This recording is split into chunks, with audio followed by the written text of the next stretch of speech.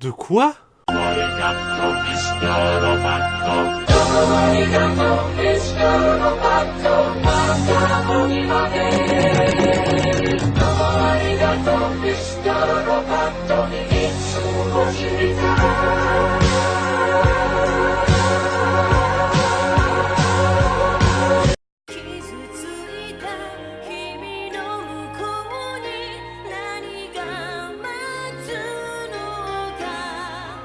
Bonjour, alors aujourd'hui je vais parler de Soul Taker, une série de 13 épisodes datant de 2001.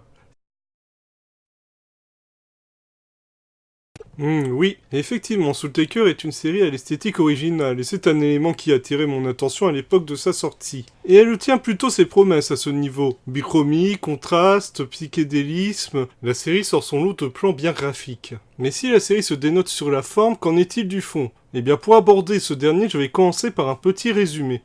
Alors, Soul Taker nous raconte l'histoire de Kyosuke, un jeune homme qui s'est fait poignarder par sa mère. Mais, alors qu'il est 6 pieds sous terre, il se fait déterrer par Maya, une jeune infirmière qui prend soin de lui. Mais, après quelques jours de repos, qui durent quelques secondes dans la série, il décide de retourner au cimetière où il se fait attaquer. Et là, alors qu'il est secouru par un dénommé Shiro, le docteur, car oui c'est comme ça que se fait appeler le méchant, annonce que le héros est un mutant et que Maya est la sœur du héros. Ensuite, alors qu'ils ont échappé au docteur, ils se rendent compte que Maya s'est fait enlever. Mais Kyosuke apprend de Shiro que Maya n'est pas vraiment sa sœur, mais une lueur issue de la sœur de Kyosuke. De plus, on apprend que deux organisations recherchent la sœur de Kyosuke, le groupe Kihara et l'hôpital. Et là, on se dit que l'hôpital c'est quand même un nom de merde pour une organisation. À part ça, Kyosuke décide malgré tout d'aller sauver Maya. Et c'est tout pour le moment. Bon.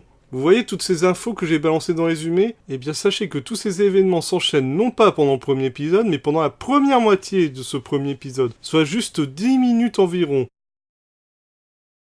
Certes, mais ceci montre un problème de la série, à savoir enchaîner les informations et les situations sans recul, sans laisser le temps de respirer et souvent sorti de nulle part. Car si ça ne tenait qu'au premier épisode, je me dirais, ok, ils ont voulu résumer vite fait le tout début, histoire de pouvoir prendre le temps pour la suite. Mais toute la série souffre de ces problèmes narratifs. Et je ne peux m'empêcher de donner un autre exemple avec l'épisode 5.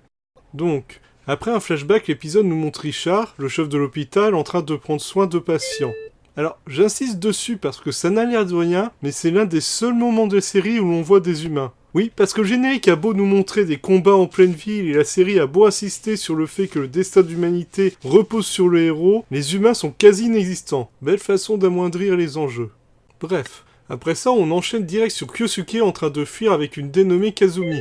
Bon, pour commencer, on est où? Et c'est qui, elle? Et à quoi ils ont échappé? Non, parce que dans le précédent épisode, il venait de sauver une lueur dans une école en pleine campagne. Et là, il est en pleine ville avec une autre fille. Alors, je ne doute pas que Kazumi est une lueur, mais dans l'idée, c'est bien d'expliquer comment un personnage est arrivé dans une situation, que ce soit avant ou après cette dernière. Chose qu'ils ne feront jamais, évidemment. Reprenons. À côté, nous avons Shiro et Komugi, personnage inutile par excellence, partis pour détruire des détecteurs de lueur et se retrouvant face aux hommes de Yui, la chef du groupe Kirihara.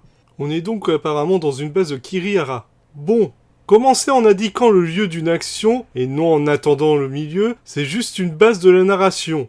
Mais bon, pendant ce temps, Kyosuke a l'idée géniale de se séparer de Kazumi qui se fait du coup capturer. Merci, au revoir Kazumi, ta présence était vraiment utile. Notre héros fait face à Richard, le chef de l'hôpital qui s'est mis du côté de Kirihara. Alors qu'au début il se tapait dessus, mais bon passons, et décide de combattre Kyosuke. À côté, Shiro et Komugi qui ont réussi à s'en sortir hors champ et donc on ne sait comment, font face à Yui, la chef du groupe Kirihara, et accessoirement, et je pèse mes mots tant ça n'a finalement peu d'importance, la sœur de Shiro. Yui montre qu'elle a toute une armée, mais je ne m'inquiète pas, leur champ viendra sans doute à nouveau à leur secours. Retour sur Kyosuke qui affronte Richard, ce dernier se transforme, et après quelques bouffes pifs, lui balance quelques révélations via des allus hallucinantes. Bon, alors question, pourquoi il n'a pas fait plus tôt? Parce que je précise que ce n'est pas la première fois que ces deux-là se rencontrent. Alors pourquoi c'est maintenant qu'ils décident de révéler et surtout de lui péter la gueule dans le but de le tuer? Leur première rencontre, ça se faisait « Ah, salut, je suis Richard » et là c'est « Je vais te tuer pour le mal que tu représentes !»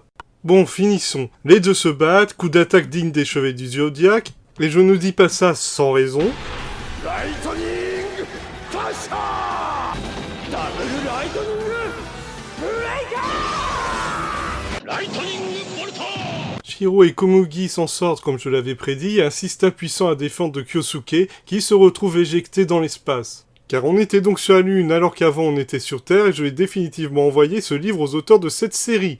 Et voilà, c'est enfin la fin de cet épisode qui résume bien les problèmes de la série. Des ellipses, des raccourcis, des informations et révélations balancées de but en blanc, problèmes de narration, et tout va vite, trop vite pour qu'on arrive à rentrer dans l'histoire.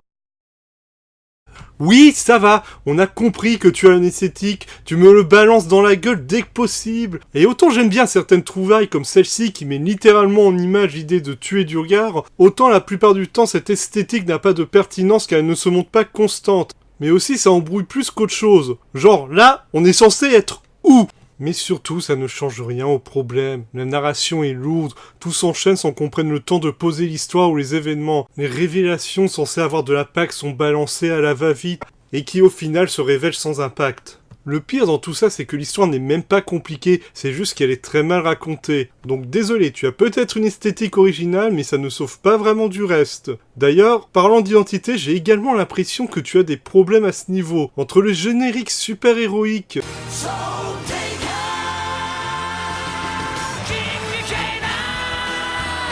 et les attaques dont on crie le nom comme dans un épisode des Chevaliers Zodiac, ce contraste avec le côté sombre de la série me fait me demander si tu savais où tu allais.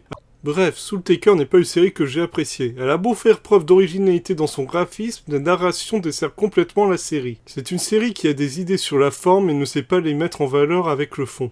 Avant de finir, si vous voulez une œuvre avec un design bien stylisé et maîtrisé, je vous conseille les mangas de Hisa Masato comme Jabberwocky et Area 51. Le mangaka a une grande maîtrise de la bichromie et même si je peux lui reprocher quelques vulgarités, il est un bon exemple que l'on peut faire une œuvre au graphisme stylisé tout en ayant une histoire compréhensible.